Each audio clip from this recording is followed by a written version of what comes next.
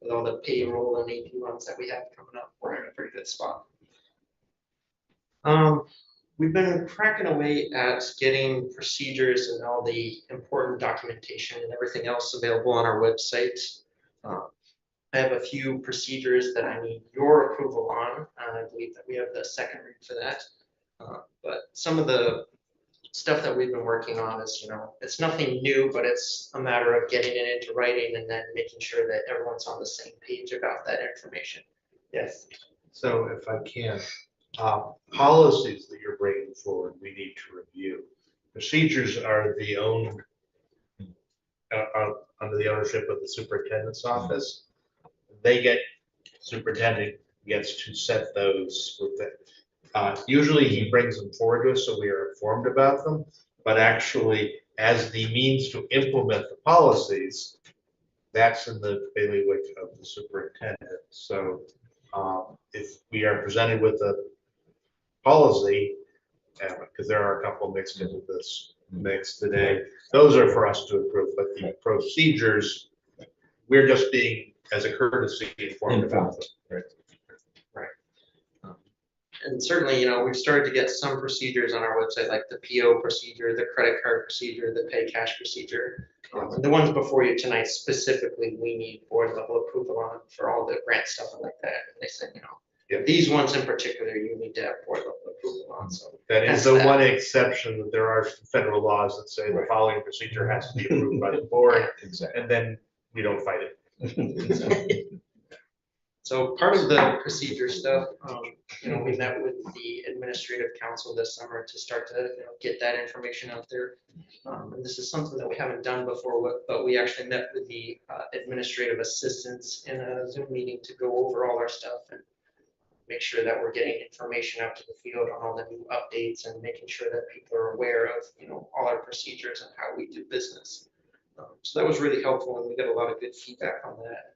There were surprisingly some I didn't know that. So it's good to educate the educators. And then the only other update that I wanted to give you is that we've been busy this summer with implementing our new accounting software. The one that we're running on now is aging out, and now that we finally put the e-finance nightmare to bed, we're going to go with a product that works, and it's actually the newer Tyler product. We're on ADS Pro Fund right now. The next version of that is this ERP Pro, or formerly known as Infinite Visions. I'm just really impressed with the improved functionality, and certainly one of the things that I love being the Excel guy is the ability to upload into the accounting software from Excel. So, I can basically upload my budget directly in rather than, going line by line and loading the budget that way. Yeah, it's been really great. Our trainer's been phenomenal to work with, and a nice part of that that Kim and I have been working on is bringing the student activities in-house. We currently use QuickBooks for the student activities, but in talking with the auditors, it's always been a point of we've got to have more control over this, and certainly with the GASB updates, more control is needed eventually. So we've been working hard to get that with the new software coming January 1st. Would you mind sharing with folks what GASB is? Just because we're used to a lot of acronyms, not just in accounting, but also, in schoolwork. So if you wouldn't mind. So GASB is it's basically the accounting standards board that sets the GAAP, which is the general accepted accounting policies, which is, they're not a government agency, but they basically dictate policy as far as, what's best practice as far as accounting goes. Thank you. So that's pretty much all the updates I have for you. This will be probably the first of many little updates. It may just be, information on what's going on, but certainly as we get rolling into the school year, I'll start to present, financially where we are in our positions there. Of course, probably late October, early November, we'll start to see where we are with the budget. Gearing up and getting caught up on all my change forms. getting all the new numbers in right now. So it's a process. We'll start meeting with principals next month. Thank you. Thank you so Keep- much. Want to Yeah, go we through? felt, that it was important that, we do this early, this year. We had a finance committee meeting, yesterday, just to review how we were gonna roll out, this piece. So it's all good.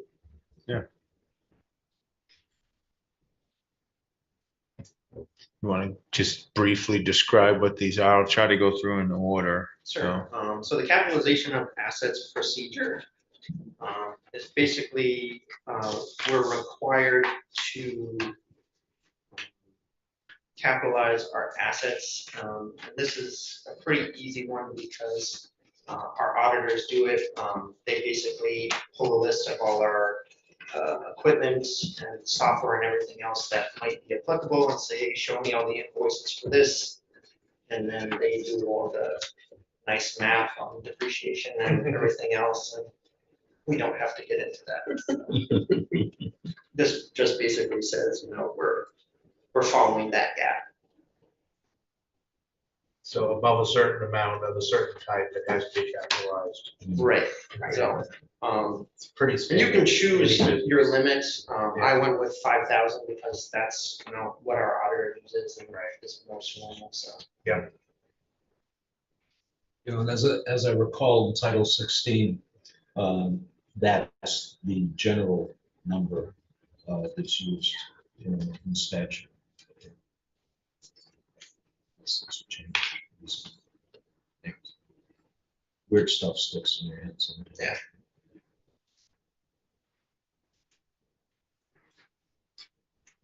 Conflict of interest.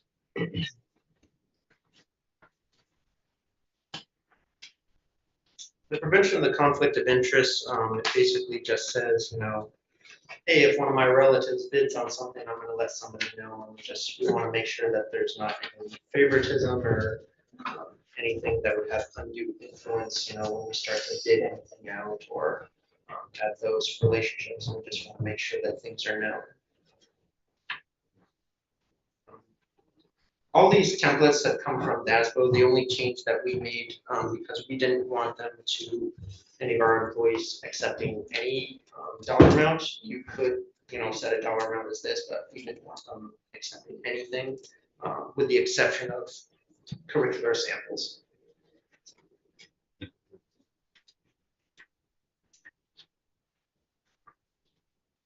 Questions or concerns with that one? These are the second read too. It was a little different because we did the first read the last meeting in Right, June and right. then had the summer off. But we're gonna hopefully get approval of these tonight.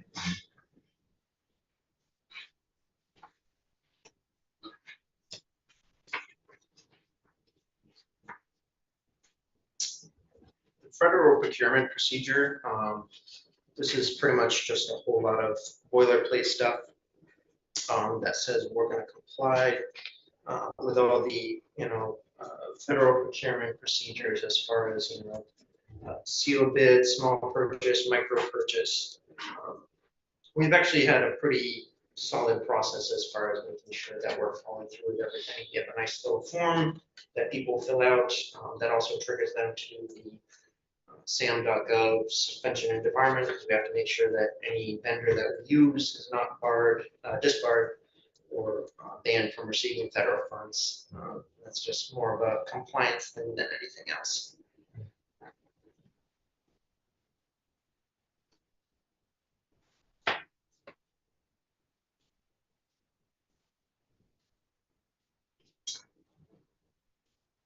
I want to put the capitalization of assets twice. So travel. Yes.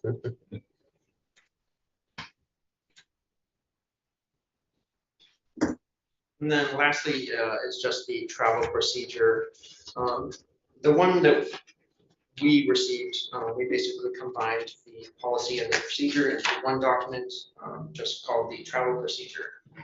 And we've actually taken, Kim and I have taken some feedback that we've actually received from the field, from things that have happened, weird things that have happened with travel as far as, what we'll cover, what we won't cover, circumstances that, well, if you have this, we'll pay for this, but if you do this or go here, then we'll pay for this. And it's just getting that stuff outlined so we can hold people accountable to it and let people know, so here's how we operate.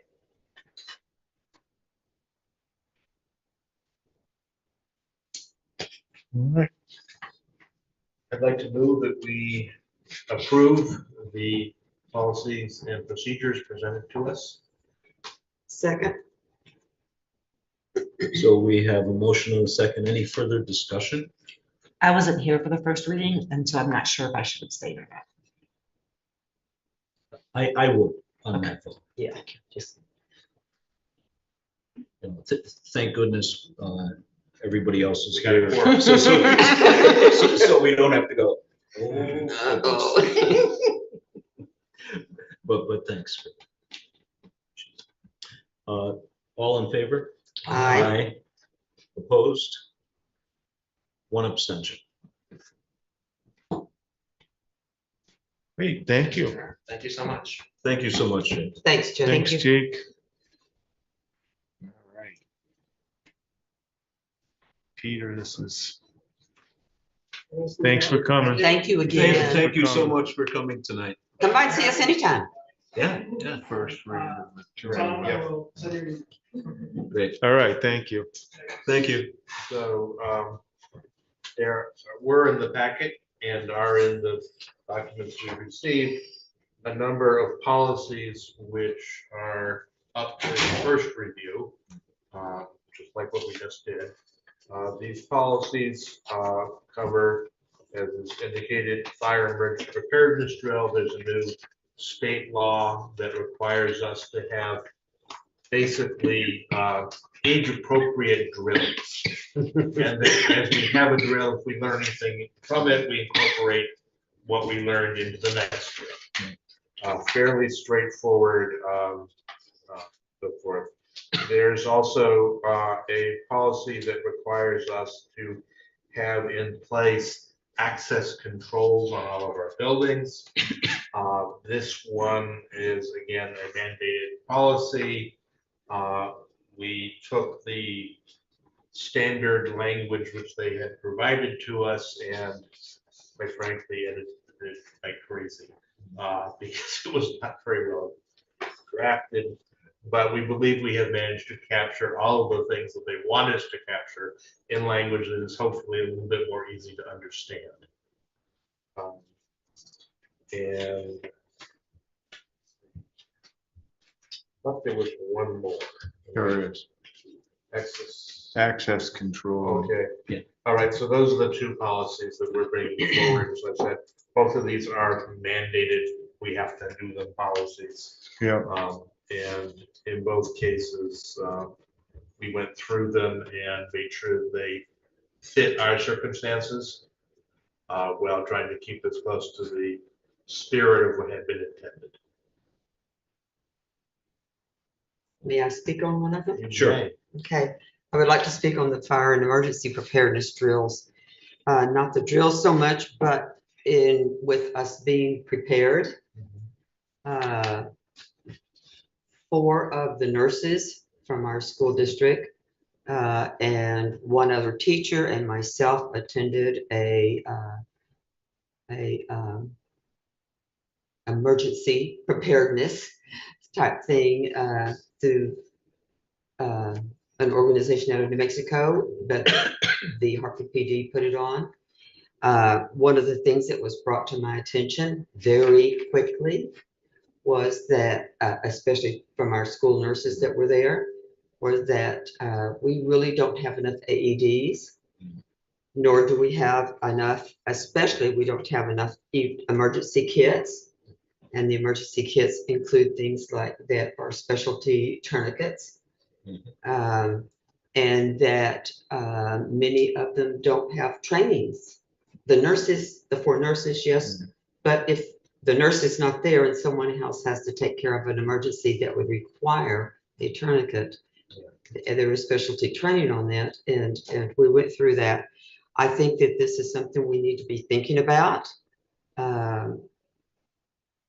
We seem to not have the emergencies that a lot of other bigger cities maybe have and not close to, but it doesn't say that it can't happen here. And so I don't know how to do this. I just want to bring it to the attention of the board that we really do need more AEDs. I mean, one school only has one, So, and if it's at the other end, you know, by the time you get to it, it may be too late. okay, I think my suggestion, Yes. you know, would be that we as a board could instruct the superintendent to review with the safety committee, which the nurses sit on, Yes. you know, all of our protocols in light of this specialized training that we had. And because we hope that we try to maintain proactivity on things, Right. they would be able to come back, you know, to the board with the request, you know, for, the funding that might be necessary, via the superintendent, of course. And the other piece is the training piece.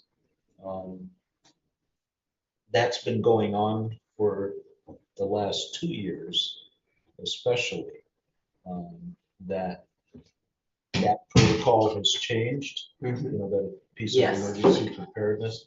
So the other suggestion, would be that the safety committee, again, because of our nurses, participating, could look at, what is our rollout for staff training in light of the new protocol.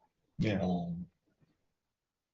So anyways, Yeah. it's just, No, I'm Thank happy you. to do some research and bring that back. I was aware of the AED issue. They're kind of a device that's constantly being updated. Right. And we have a number of portable AEDs that we use to supplement the ones that are on the walls.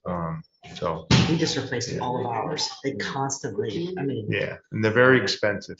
oh yeah. Yes, they are very expensive. I know they are. And they're that's- tiny now compared to the Yes, giant they are. box on the I know. wall. We actually have been talking about it a lot at the safety team meetings, and I haven't gotten an update this year from our director of nursing, but she was looking at some rebates and some, ways to get them a little bit cheaper, but because we don't have one in my office, we don't have one at Penny House, which is another office.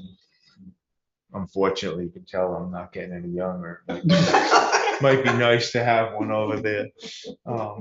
So, yeah. And there's actually been a national campaign to train people on how to Yes. use tourniquets and systems, Yes. sort of an anti-hemorrhaging campaign. Yes. And fortunately, given the modern world in which we live, the kinds of events that can result in needing to deal with a serious bleeding wound are in some cases more common than they ought to be. That one I'm a little surprised to hear about because we were one of the first schools to purchase the bleeding control kit. So we have those mounted in every school. It was a little controversial at the time because it kind of alarms people, like what's going to happen. But we do have those everywhere. So I'm going to have to check on what they were talking about with that. Maybe they want more or they need something They also different. expire. Well, the other piece of this is that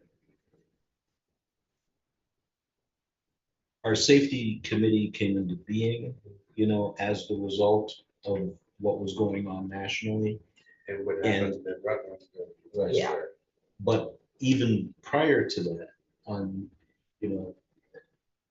remember, the incident in Connecticut that day, Tom and I standing in his office going, oh my God, Mhm.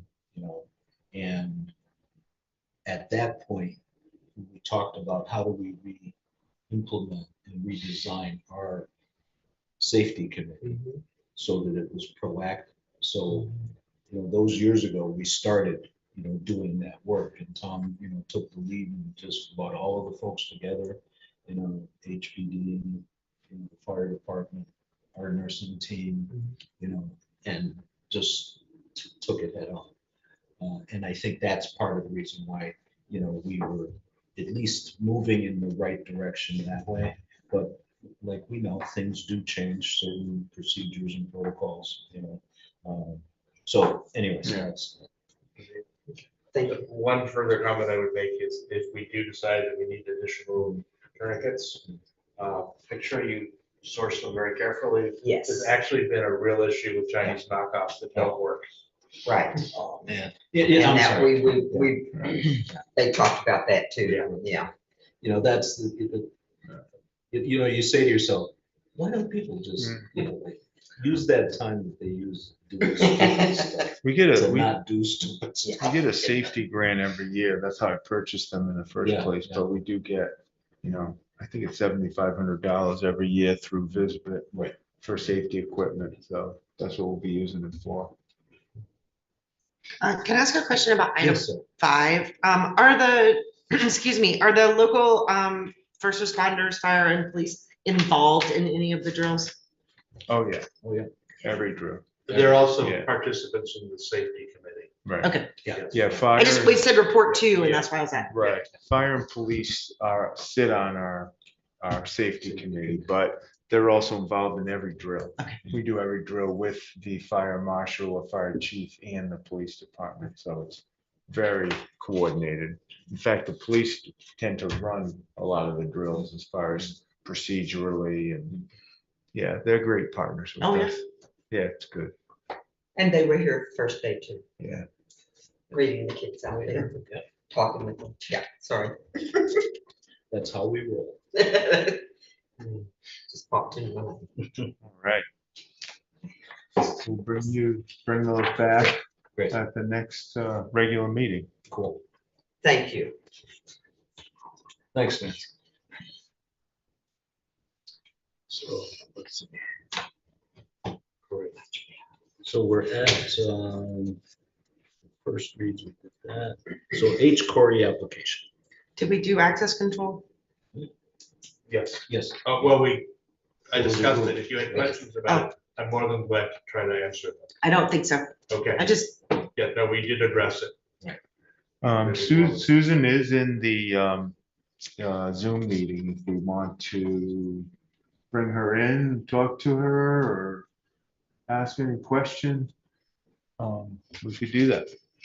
So, not necessary, but it's up to the board. I think it would be appropriate to let her address the board and explain why she was. I would like to. Yeah. Can we upgrade Susan Mullins to a panelist?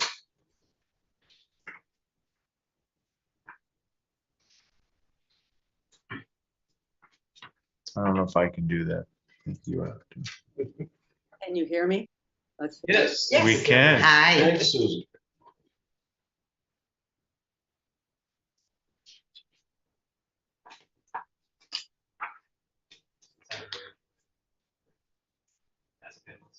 Okay.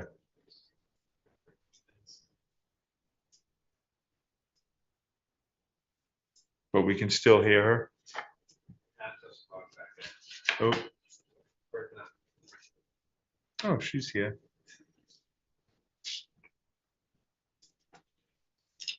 Better? That's better. Excellent. Great.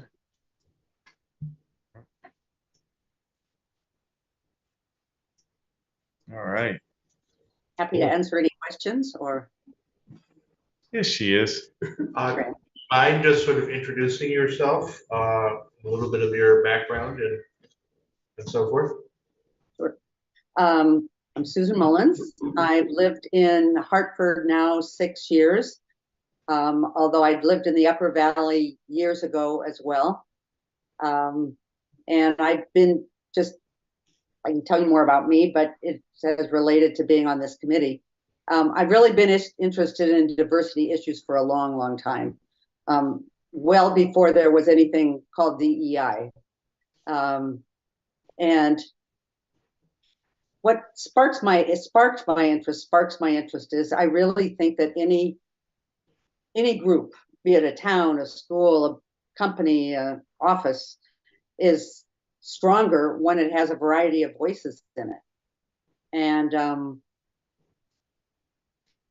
that's just what makes sense to me. And I understand that there are people in our community that don't feel like their voices are heard. And I'm glad that there is a town committee that has this as their charge. And I'm also glad that it's, as I understand it, maybe this is the only committee that needs the vetting of the school board as well as the select board. And I think that's interesting because I think it's important to know what's happening in the schools, what is affecting our children. It's an important part of obviously who our town is. So there are various things that I've done in the past that are kind of directly related to this, but I've never been on a town committee. Other than helping and voting, this is the only thing that really I volunteered for the town. And hoping that I'll be able to be a part of this committee. Just to clarify, the committee is actually a joint town and school board committee, which is why there is the double vetting issue. It has a commission from both boards. And it's one of the ways I hope that we can continue to cooperate with each other. And Susan has been attending meetings with us and has had her select board approval at their last August meeting.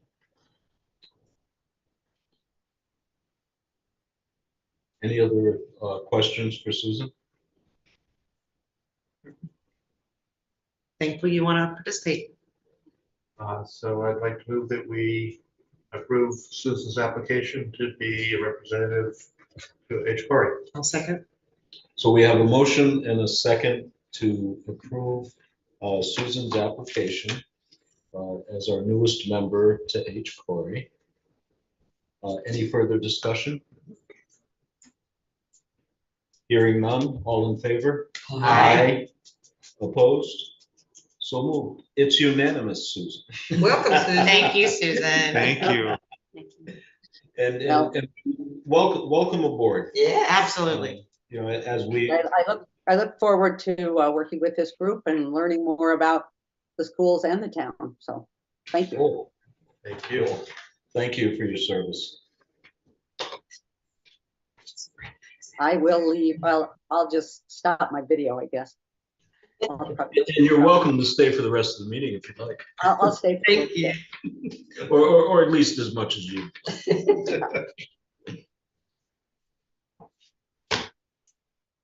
So that brings us to the 2023-24 board work plan. All right. We needed to talk about this a little. I know the board members, with the exception of Sarah, have seen this probably a million times, so you're probably wondering why it's on there. But with Sarah's arrival, we need to sort of recalibrate like we usually do. Who's doing what reports? And this is what we call the board's work plan. Sarah and Katie probably unfamiliar with it too. It basically outlines, according to policy governance, which policies we are reviewing and at which meeting and who's responsible for reviewing it. So we probably should talk with Sarah about what a monitoring report looks like. Maybe we'll give her There you go. a couple of meetings to This is to what it see looks what they like. look I've like. seen them. I mean, I've done my Okay. a little bit of reading, but There, yeah. Right. I would note that looking at the calendar, the ones that were done by Russell North start in January, and the second one is in April, which probably is sufficient time for Sarah to get used to the format and the idea of what it is and seek out assistance if she wants any. Any of the current members of the board would be more than glad to share their experiences when drafting them. And she'll have one under her belt by the time that we run around the next round of voting for membership. And if she wishes to run at that time, she will be able to step up and do it soon after being reelected. So it makes sense to me that she just step into the ones that Russell had vacated. Except for tonight. Yeah. Well, there's one on the 27th. There's one on the 27th. Yeah, there's one on the 27th we'll have to think about. Which one? We don't usually, I don't know why that's there, because we don't usually do a monitoring report on That early? a community engagement right. night. So I'll have to look at that. Unless the topic was related to, you know, what we That were. was, which one? Agenda GP4. planning assess. GP4, which Agenda. is Agenda planning assess. running. Yeah.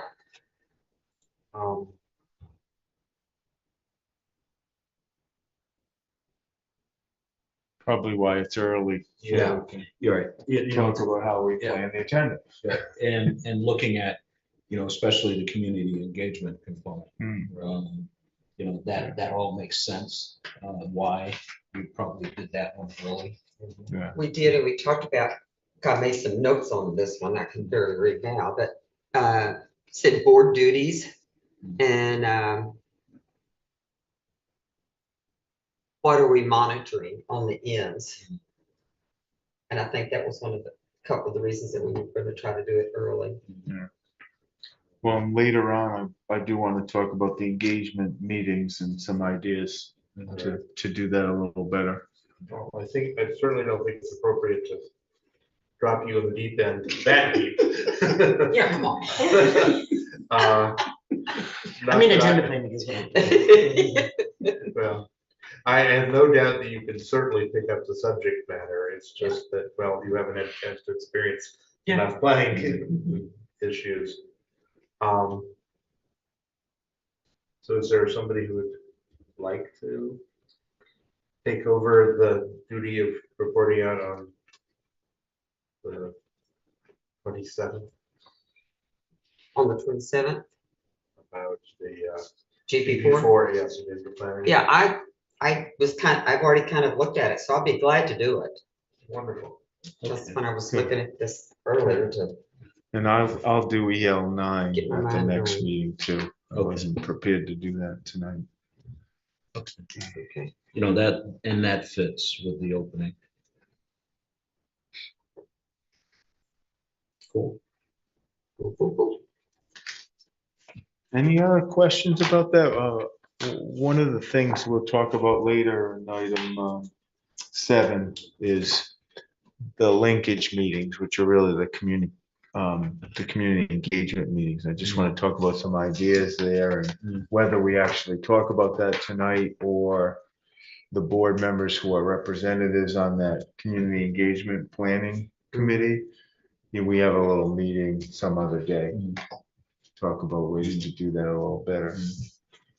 Well, we talked about this before, and I was going to mention it tonight, that I'd like with you to go to one of your administrative meetings and have a discussion with the principals about having an open house for each of their facilities with their students participating. And we need to do something about the information that gets passed out so that the whole community is aware, not just the parents or the students. And then we can get them to participate. Yeah, it kind of fits in with the ideas we've been talking about for community engagement. Try to make it a little bit more powerful. Get a little more participation. So we'll talk about that later, just so we stick with the agenda, but figure out if we're going to discuss that as a full board or if the committee wants to meet with, some of us at the central office and, like we do for facilities or policy and sort of flesh that out a little. Well, being that we're in drive, the school year has started. And, It's a good way to put it, drive. Yeah, we're in drive. I mean, we're not sitting in neutral yet, And I don't even think we did that in the summer, but anyway. A buddy of mine said, stop using the car metaphors. Okay, I'll be good. So as far as the community engagement meeting for this month, I was thinking after talking with Tom that it might not be a bad idea to start with, a generalized topic around student wellness. And then that kind of brings in a lot of the topics that we covered, in our retreat. Like, the new program and TSS. What other things have we done?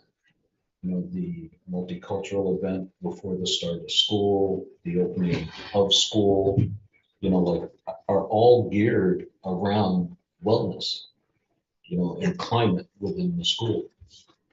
So to be able to share and have a discussion around that, similar to the one that we had at the retreat, would be, I think, valuable for the community, to know what we're about in that area, because they might hear the acronym and go, what the heck is that? And, or what have you. So it's like your point about an open house.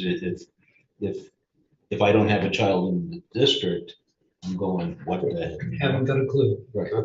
Whereas that the whole idea around community engagement is to do just that. I mean, to use as an example of the Valley News and what they cover or what they don't cover.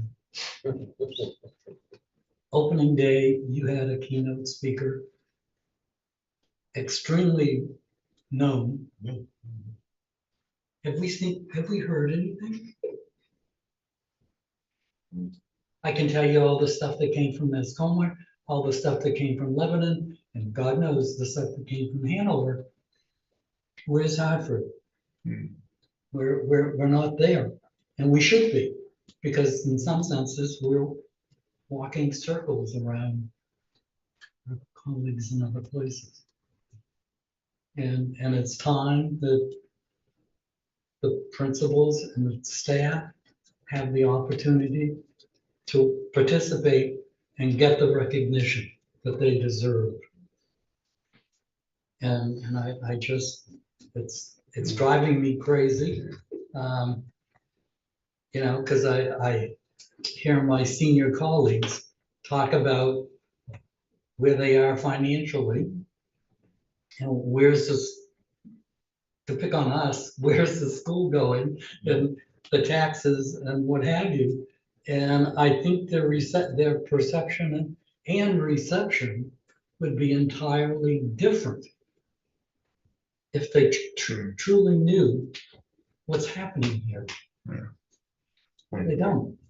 Some of the things we've talked about around community engagement is, we expect the public and the parents and the community to come to our meetings, the board's meetings, and participate. We've had some really good topics, but we really haven't seen a lot of engagement. So I really like Doug's idea about sort of trying to flip that and going to the community and trying to engage in a place where they're already participating. So whether we do a special open house for the board, or the board maybe participates in the open houses that are all scheduled. There's one tonight. There's one tomorrow. There's two next week. There's one the following week. Where we somehow figure out a way for the board to actually participate or go to those meetings, or have a mini meeting on a specific topic during or after the open house, where the people are already there in a meaningful way. They go. I mean, they are jammed. It's like the event. Right. So maybe we're sort of thinking about it all wrong around that. Or we do, like Doug said, some sort of special topic where we go to the school. We've talked about going around the schools. We used to do this years ago, haven't for a while. But where we do a board meeting in each school. Maybe we do it at a night when there's already something going on, so it's convenient to stop in for 20 minutes or 30 minutes of conversation about the new reading program or the after-school activities or the budget or, teacher wellness or student mental health or something that they want to talk about and they want to give you input.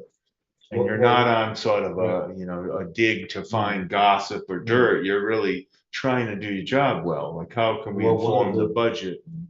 A good example of that, one of the last trips that we made was to OQS when the student was doing her Spanish, her yes. Spanish project. Yep. Her honors project. And she started a cohort of early elementary Spanish in Atacucho. So, she shared her experience. There were students there, and we were at the meeting. And our special topic was, her sharing her work. I think that's what Doug's, like getting at, as far as, the experience is going on, why not utilize it? Yeah. Well, another idea I had was making sort of a board engagement calendar. So like I would populate it with all the events going on in schools. And you would all have access to it. And you could see, like, on a given night, you might have time to do something. Let me go to WRS's social on whatever it is, or the high school's got some sort of function going on, or an honor society meeting or something. And you could sort of pick and choose what you might want to go and get involved with, or at least be around and engage with people who have kids in schools. So that was just an idea, and trying to figure out how that might work.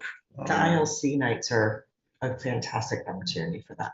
The what? The ILC, the Oh, independent learning. Yeah. Mhm, mhm. Yeah, because you haven't seen anything, right? If you haven't gone to exhibition night, Oh, yeah.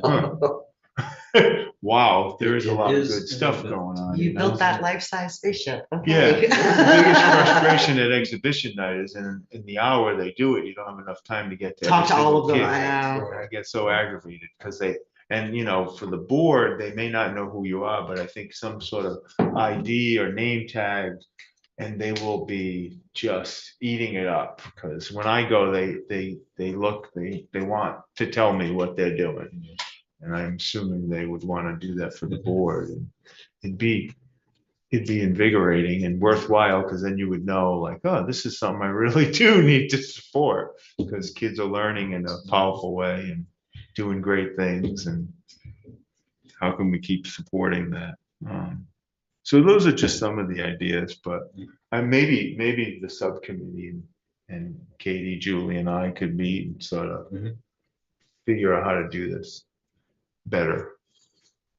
Because those second meetings where we have community engagement, but people aren't really engaging. They don't engage. If you don't come, people don't come. Well, they're so It's, busy, people are Exactly. so busy. I That's think right. if we went to them a little more, at least tried.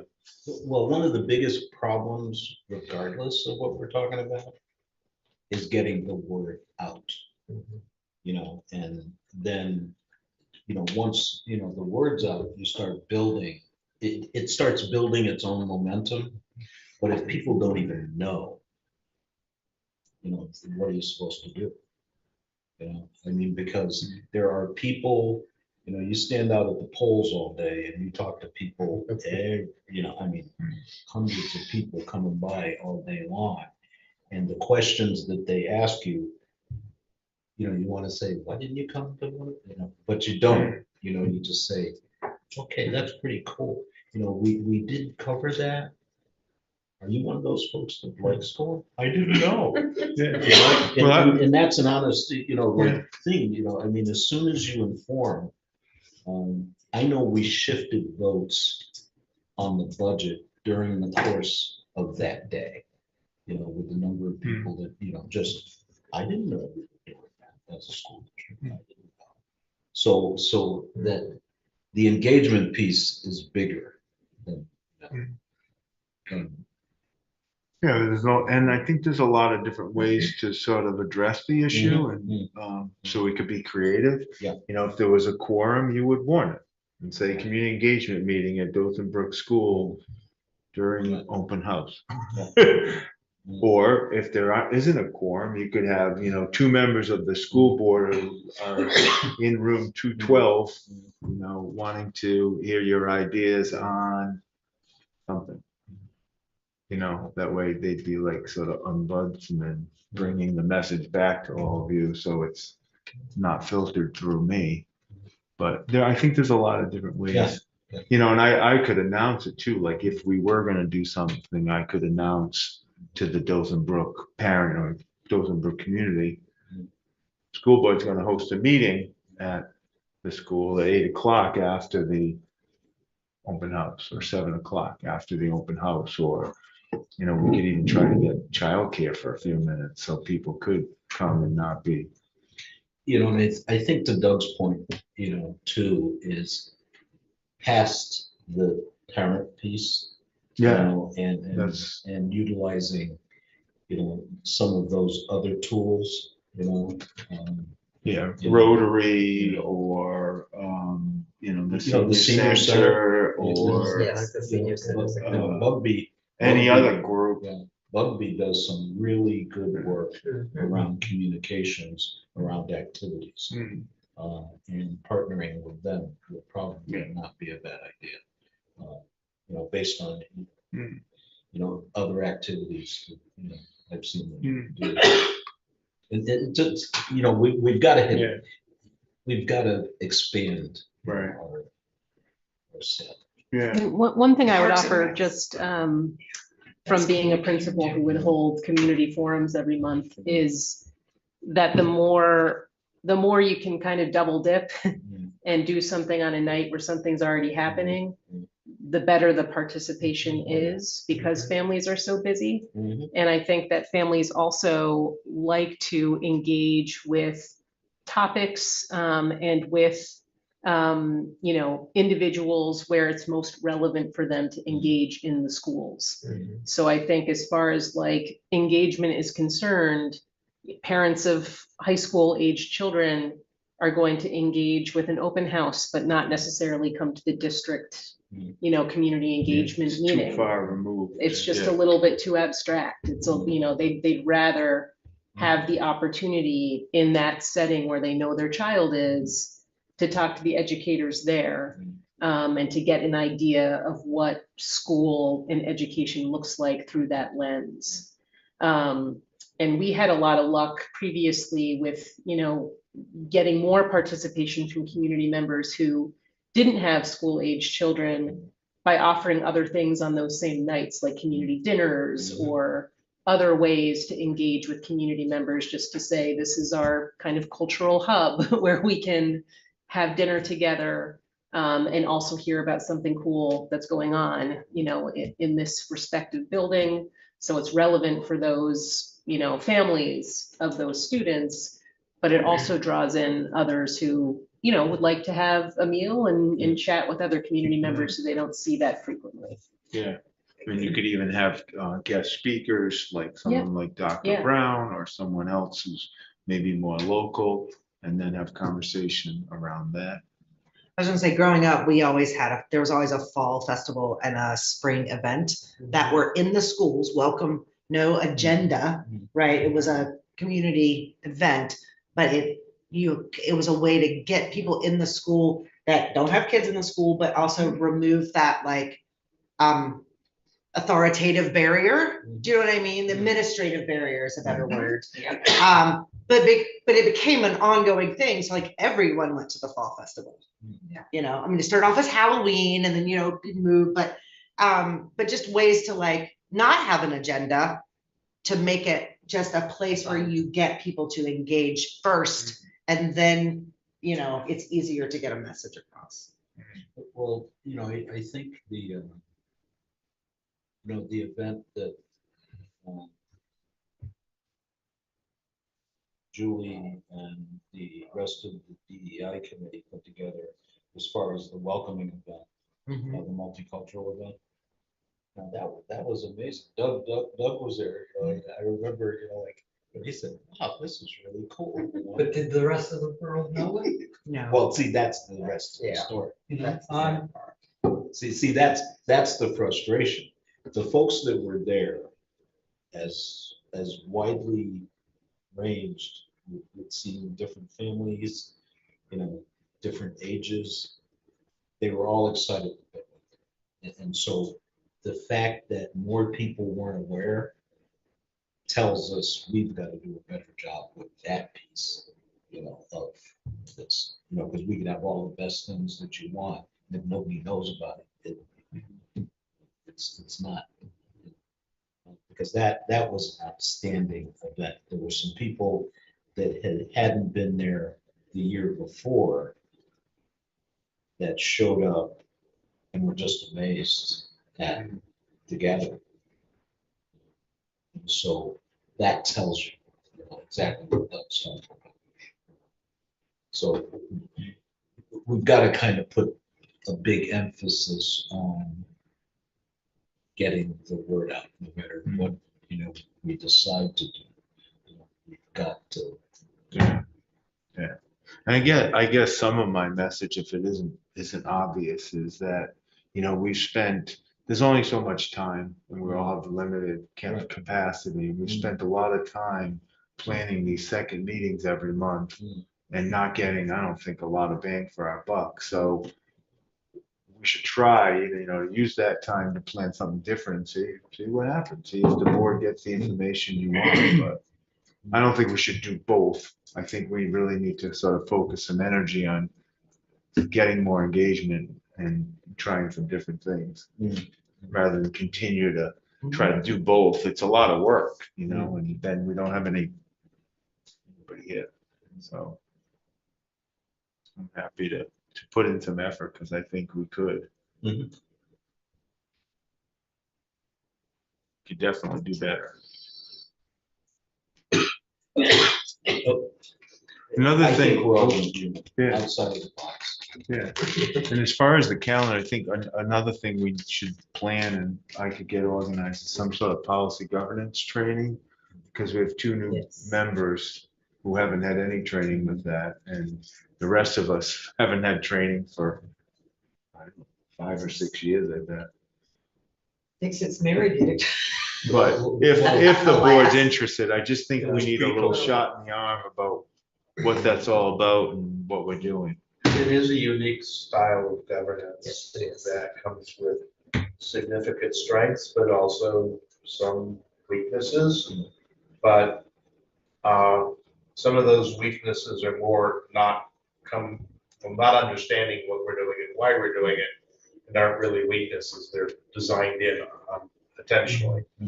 But yes, I think it's a good thing to continue to stress how that's supposed to work and what we're doing. So if it's all right with the board, can I sort of engage with a trainer that I think would be appropriate and figure out what their, schedule looks like? Whether it's one of those second meetings, in lieu of a second meeting in the month, we do a policy governance training sometime this fall. That works. Does that work? And Because they're hard, I think the few trainers there are, they're sort of hard to get, so if I don't get moving, we won't see them until the spring or something. All right, that's good. I think one of the things that we should probably also put in that cadre of planning is our next joint meeting with the town. And now that we have a new town manager, it would seem to me to make sense that maybe, thinking about what Katie was saying and what Doug was saying, and what I'm hearing, Sarah and Peter, is just have a welcoming event, for the new town manager. And we host it as a co-meeting. And it's our way as the school district to welcome, our partner, to town and re-engage in the work that we need to be re-engaging in. The one comment I would have is it's been very difficult to juggle the meeting schedules of the select board and the school board. Even if we can't coordinate a joint meeting, perhaps we can just, as the school board, invite the new I town think so manager to too, join yeah. us. Well, I was trying to be kind. Yeah, and I know what we should try, I think, first to deal and invite them to, because we wanted to have a joint meeting for. But there's no reason why we can't invite Yeah, them to come and meet us. yes. Make it fun. Yeah, we have, and that's something I don't think I've told the board, but Ally Tough Engine and Mary Cannon and I have been doing a series of sort of reviews of our last joint meeting and where to possibly go next. So I don't have anything tonight, but I will. Cool.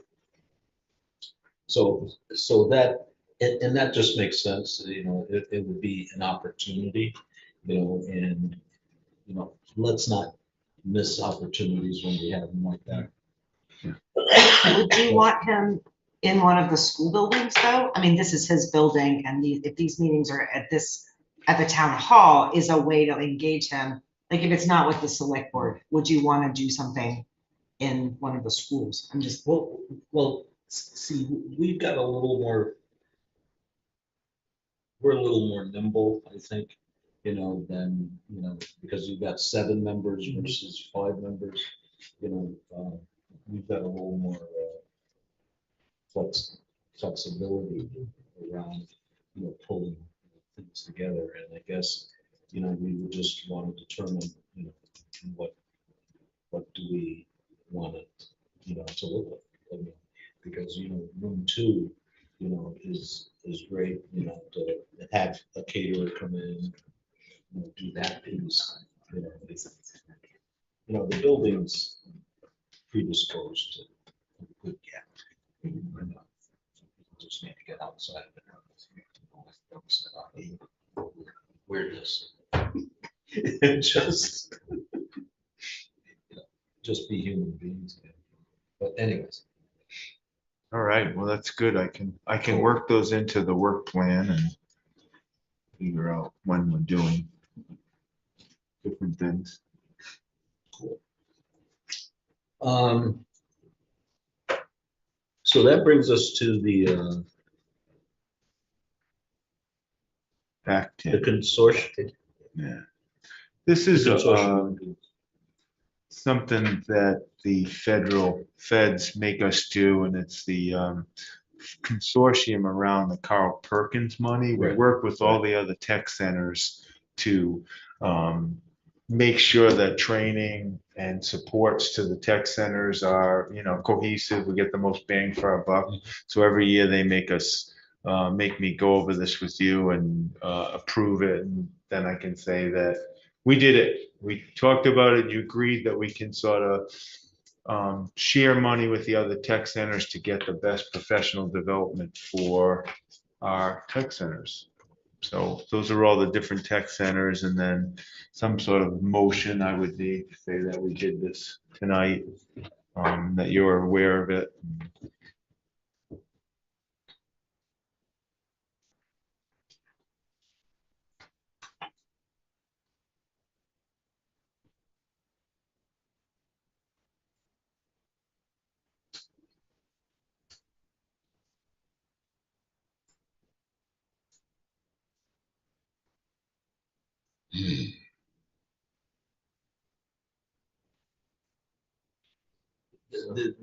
That little side that I made was we used to do this without having to do this. Yeah. Okay. No, and I know. it's not like it's a problem doing it, it was organized through AOE previously Yeah. and coordinated through them. So I'm a little grumbly there. So, okay, I won't. Increasing the bureaucracy. Way more. Yeah, it is definitely the epitome of. Well, the thing is, it's kind of stupid. I mean, because, you know, all of the tech centers work in concert Anyway, under Perkins, you know, and, you know, through the. I won't. so, I'm sorry. I would like to move that we authorize the superintendent to enter into the FY 24 backdated consortium agreement on behalf of our district and our tech center. Second. So we have a motion and a second to enter into the FY 24 back to consortium agreement. Any further discussion? Hearing none. And we can't even argue about the terms because it's all set by the statute. Yeah. Yeah. All in favor? Aye. Opposed? So moved.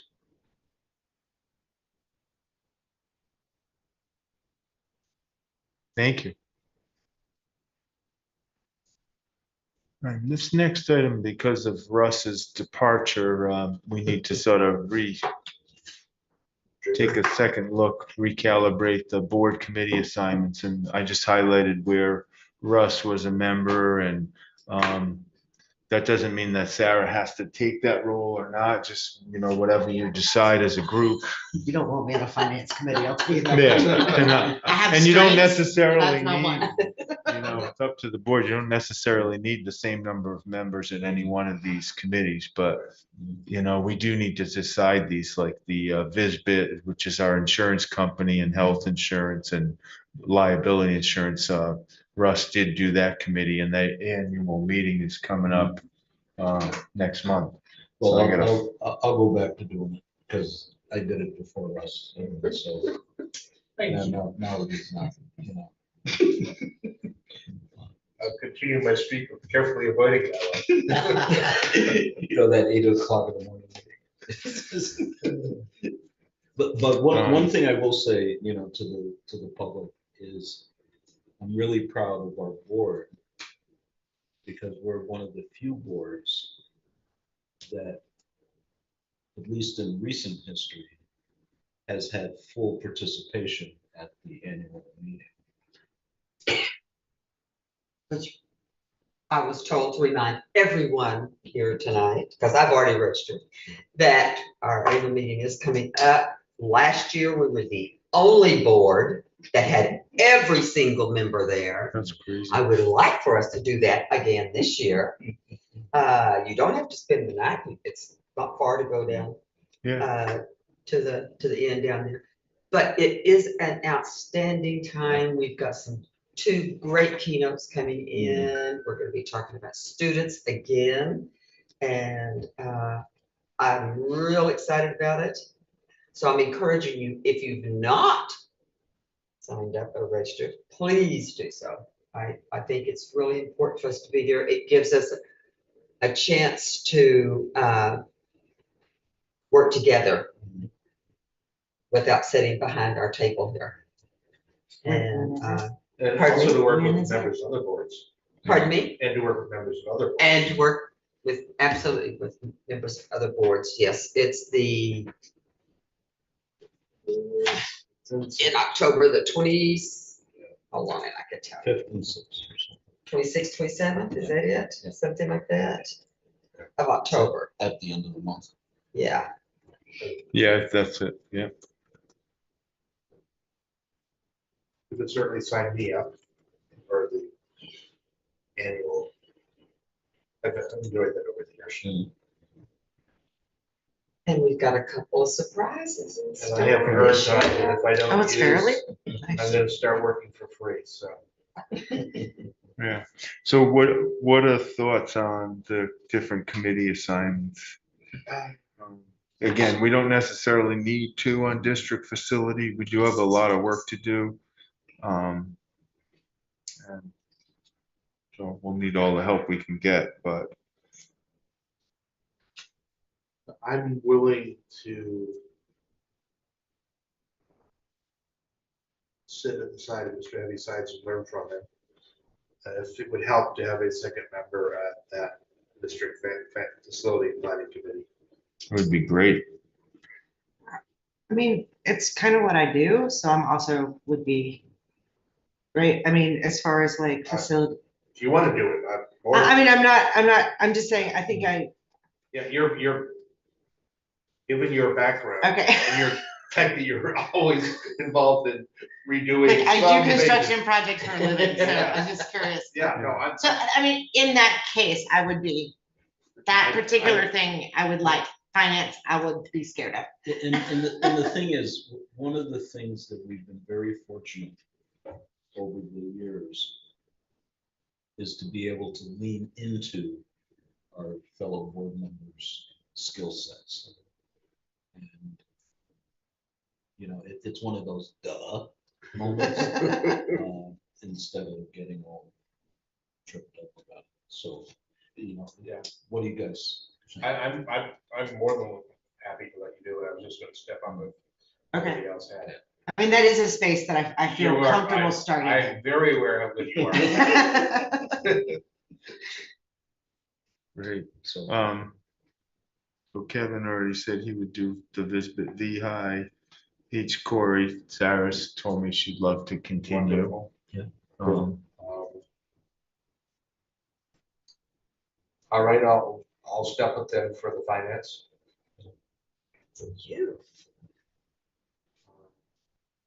And I'll stay on negotiations, so. Yeah, I I don't can't do think we'll have negotiations. too much Yeah, there there's nothing Yeah, there. this year. We've Yeah. got three-year contracts, so so there- we don't see we- that again We for a shouldn't bit. have any Right. reason to do No. anything, Right. so. exactly. But if there's anything comes up that we Yeah. have to, I'm willing to work with Right. Coach on that. I'll be glad to step in with community outreach with Doug, if y'all have me. Sure. Not to put you on the spot, Doug. That's great. I think, Unless Sarah wants to step into that one. too. and then Doug, are I'll you be back for a gonna while, continue now. on the HACTC advisory? RAB, you know, which is the Tech Center Advisory. They quit, I'm sorry. They quit. The Tech Center Advisory Board. Yes, we got a meeting coming up Yeah. next week. Good. Cool. So they don't have long, the power doesn't last on the battery that is long? Yeah, they do, but when I came in, I am having trouble getting the Oh, On my to phone. talk. All right. I think that's done. Good, thank you. Cool. What have we done about getting somebody from the public? For the Yeah, facilities for the company? facilities. Have we done anything? Yeah, we need to run an ad, Mhm. so Mhm. Kevin and I wanted to talk to you. And I think one of the things that we've been very fortunate again about is when we have a specific, you know, like project in mind, is requesting the community member at that point, because then you get somebody that's interested in, you know, that series of projects, you know, so like if we're looking at physical You storage. wouldn't know anything about that. No. I was just using an example, but, Well, the only reason I brought it Yeah. up, I have a neighbor who was on the facilities committee for the church in Lebanon and was the director, working with the architects and whatever. And obviously that's finished. David's retired. He was in the Navy for a number of years. He's an excellent electrician, plumber. on the side. I know that for a fact. And I just passed him the other day and I thought, now there's someone. His wife worked at the Queechy School for, oh goodness, 10, 12 years before she just retired there a year or so ago. And so if it's something you're interested, I'm more than happy to stop and have a chat and see if it's anything you'd be interested in. So I think, again, in order to get the most bang for the buck, so to speak, and utilize that skill set, to its fullest, it makes sense. Once I think the committee needs to meet, the facilities committee, needs to kind of circle the wagons again and see where we're at, as far as the projects that need to be done. And we're looking at, some time issues here, because in order to do the hearings and everything else, if we're looking at any kind of bonding or what have you, all of it has to sync. Yeah. I totally agree. Yeah. So I was concerned a year ago. Yeah. Well, and we had a new facilities director. He's now pretty, up to his neck in projects and ready to, start chewing on like, what are we gonna do to get it out of this? Right. So he's working on the list that we need really. What are the needs in each school? What are the potential costs, and what does the board want to entertain? Right. So that's our next facilities meeting, should be a big one. and I think at that point, it's a good time for the committee to look at, when do you want to engage an additional member? And it's always Yeah. nice when you have somebody in the wings anyways, but to kind of have a lot of that preliminary stuff out of the way. So, Are those ad hoc or are they on a regular schedule? Right now, they're kind of ad hoc, but we should get on a regular schedule if we're gonna think about a bond or some big project. But I just sent out a note to the former committee members yesterday, so now that I know you're on it, I'll forward that to you with where we're at. it's kind of circling the wagons. Yeah. Now that we have the cohort together. Well, it's hard to take care of as much property and buildings as we have. That's another full-time job that I have. There's a few, but that's one. Oh, yeah. So, looks like we accomplished that. And There are no members of the public in the Zoom. but I think Peter has a public comment. Yes. So, some of you may be aware that Jim Kenyon, who writes a column in the Valley News, last week had a column about a student at the Christian school in Queechy who wished to play on the soccer team for the junior high here, and who was denied that chance to do that. And Mr. Kenyon's opinion piece indicated that he thought that this district was retaliating against the Christian school for their stance on transgender students, and that we were making this student pay the price of that disagreement. That actually isn't what happened. That may be the perception by some that that's what happened, but that's not actually what happened. To explain what really happened, I have to talk about the Vermont Principals Association.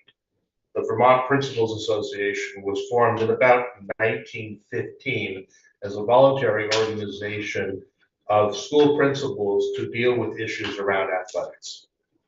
And they set voluntary rules that they all agreed to comply with in terms of how they would govern athletic contests of the state. In the period of time since then, the area of self-governance that they engage in has expanded to include things like drama club, debate, and so forth. But they set the rules that all member organizations agree to abide by with respect to how various athletic events are governed, who can participate, safety issues, and so forth. One of the issues, obviously, is who can be on which teams. Now, just to clarify, there are different rules whether you're trying to engage in an individual sport, such as skiing, or a team sport, such as football, baseball, basketball, etc.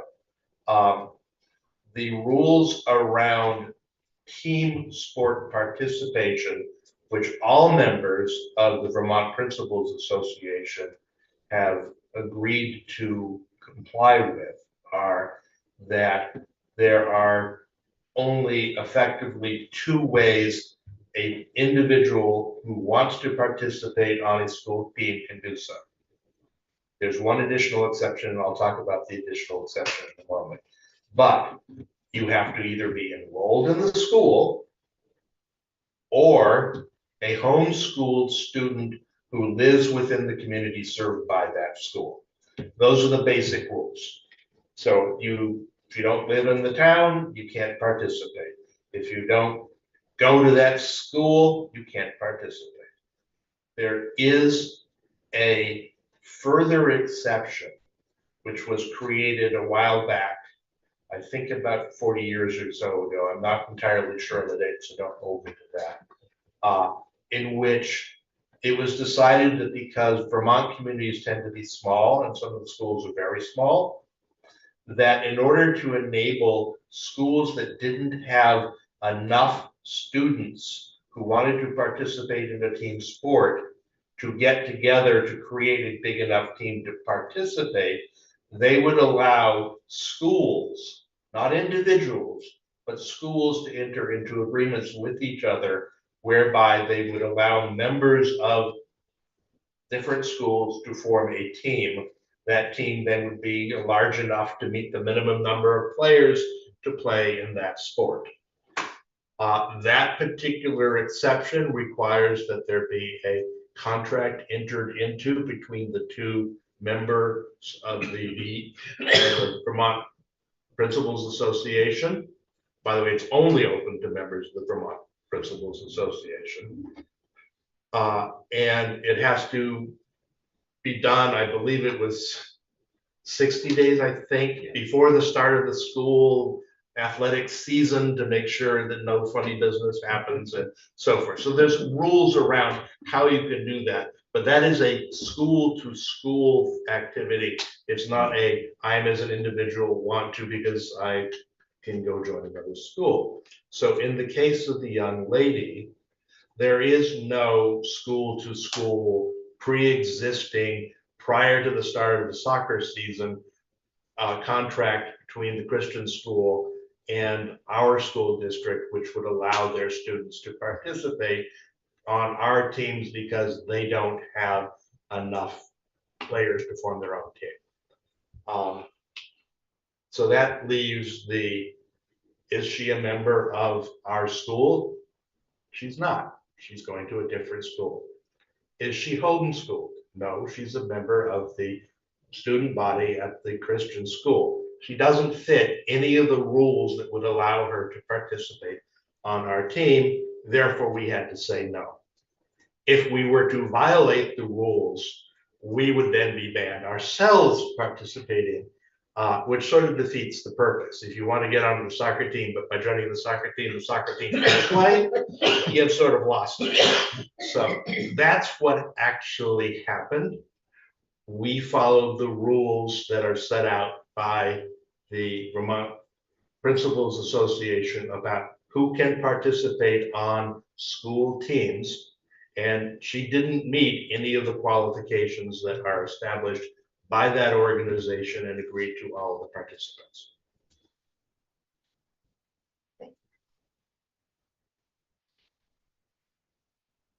So, Thank you. So I'd like to, thank Peter for taking the time to put together. by the way, there's a very nice VPA website. You can go find all of the rules about how that works. And, and it wasn't just that, he actually participated in a conference call with the executive director of BPA to ensure that he had the process, down. So thank you so much for doing that, Yes. for us. And that's what I mean about us leaning into our strengths. We've leaned into Brother Doug here last year. Nancy, we leaned into all, and so don't be surprised. Your day is coming. Not just to be careful because it's not warned as a discussion item. No. Well, this was just a Yeah. public comment on So how it just- works. We're not debating the facts or Right. anything, else. We're just describing the process. More of a dissertation, which is cool, informational purposes. But, the fun part, about our work is, we just have this ability to kind of work together. I'm just really, proud and humble about that. And hopefully it helps our kids at the end of the day, because that's what it's all about. So,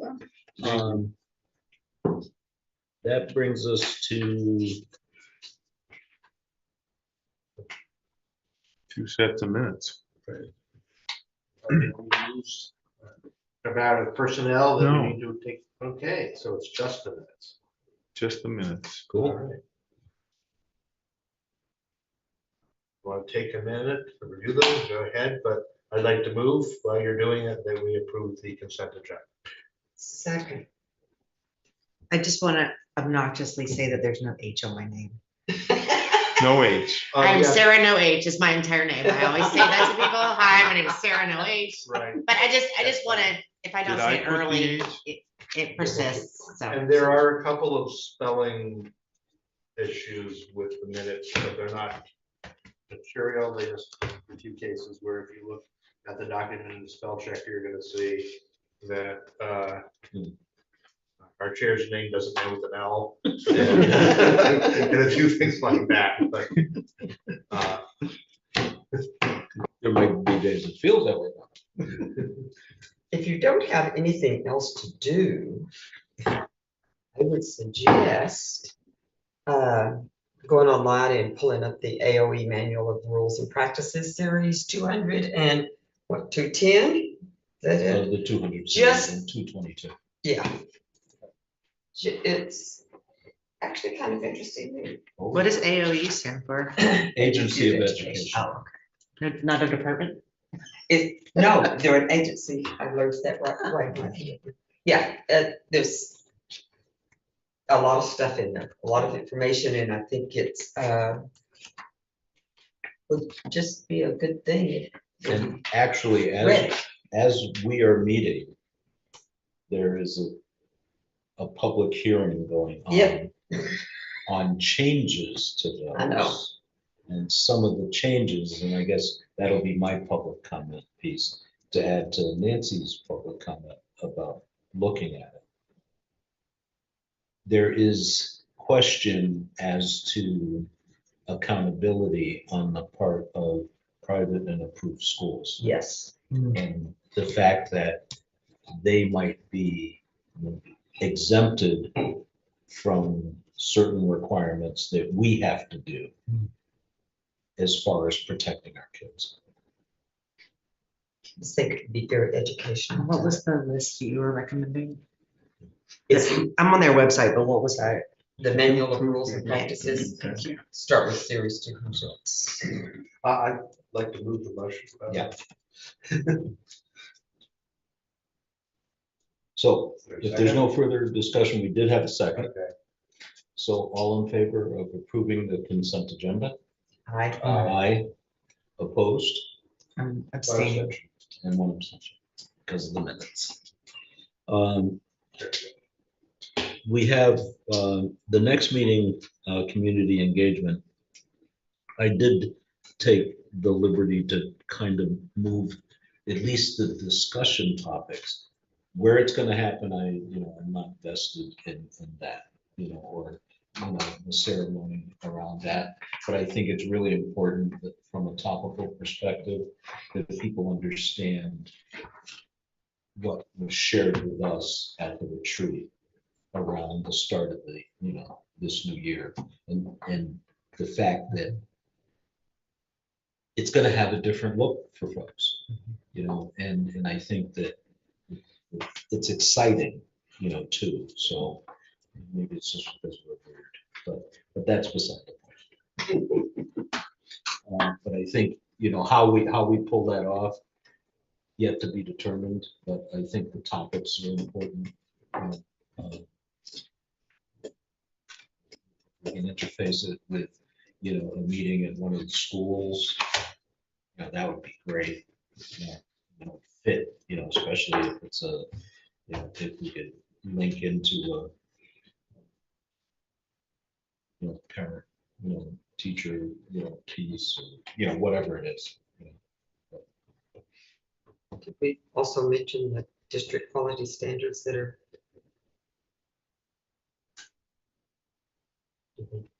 that came out of the House? They're in Senate Ed now. Am I correct? They're actually, the educational quality standards review is part of what this hearing is about tonight. Yeah. And, the focus, is around how schools respond, to change. I think it's an important issue again for us as a board to be aware of. And it's easy to get it. You can get the information there. If you can't find it, holler, and I'll send you the link to get it, because I just think it's really important. And it's pretty, the Act One committee that put the report together on the educational quality standards, they did an incredible job pulling that together. It was a statewide piece. It was vetted and revetted and revetted, around the state. And a lot of people were included,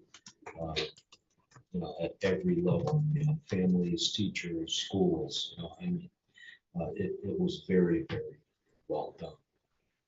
So it's worth the, Yeah, that's not as long as the other ones. You can do that one easily. Okay, so that brings us to the meeting evaluation. We should have that form.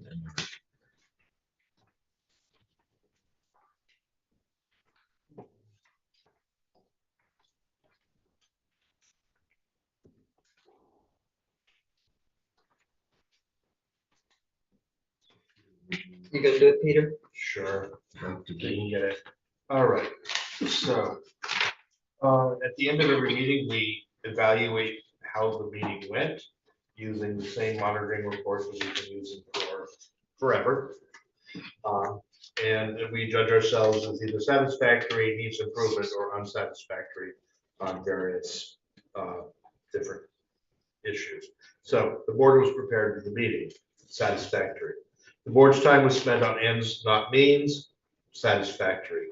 Each board member was given the opportunity to participate, satisfactory. Board treated all persons with courtesy and fairness, satisfactory. Board adhered to Robert's Rules of Order as appropriate, satisfactory. Board had adhered to its adopted governance style in that it emphasized outward vision, it encouraged diversity in viewpoints, it exercised strategic leadership, not administrative detail. It maintained the distinction between the board and staff roles. It used collective decision-making, and it looked to the future. Satisfactory. So, do you need me to sign it, or do you just take it? You can sign it. I keep them all in a folder, but I don't know if I have to. Yep, so, No one's ever audited me. yeah. policy. I know. They never argue on that one I'm gonna motion. audit, Always, the audit of the file that contains the You know, the policy governance Evaluation. police. yeah.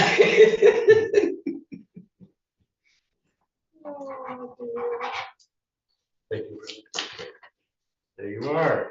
And And now we come to my favorite, do you need an executive session? yes, Okay.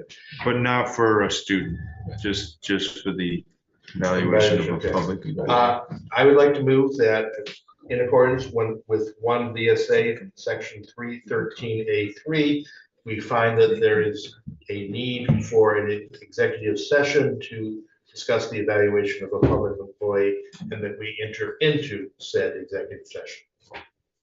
Second, so we have a motion and a second to go into executive session.